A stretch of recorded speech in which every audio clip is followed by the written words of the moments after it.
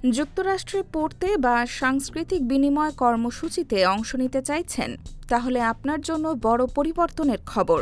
President Donald Trump প্রশাসন আন্তর্জাতিক শিক্ষার্থী, এক্সচেঞ্জ ভিজিটর এবং বিদেশি সাংবাদিকদের ভিসা নীতিতে নতুন কড়াকড়ি আরোপ করেছে। নতুন নিয়ম অনুযায়ী শিক্ষার্থীদের এফ ভিসা এবং সাংস্কৃতিক বিনিময় কর্মসূচির যে ভিসার সর্বোচ্চ মেয়াদ হবে 4 বছর।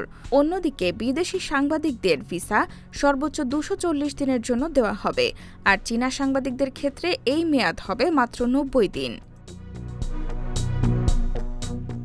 এছাড়া স্নাতকোত্তর পর্যায়ের আন্তর্জাতিক শিক্ষার্থীরা কর্তৃপক্ষের অনুমতি ছাড়া বিষয় পরিবর্তন বা অন্য শিক্ষা প্রতিষ্ঠানে হস্তান্তর হতে পারবেন না।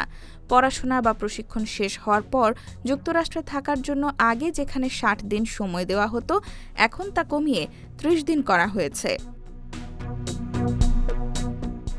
ডিএইচএস বলছে, আন্তর্জাতিক শিক্ষার্থী ও অন্যান্য অভিবাসী ভিসাধারীর সংখ্যা দ্রুত বেড়ে যাওয়ায় কার্যকর নজরদারির স্বার্থেই এই পরিবর্তন আনা হয়েছে।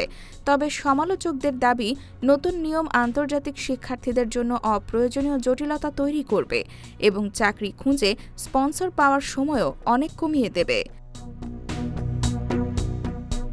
ফেডারেল রেজিস্টারে প্রকাশের 60 দিন পর কংগ্রেসের পর্যালোচনা সাপেক্ষে নতুন বিধিমালা কার্যকর হওয়ার কথা রয়েছে।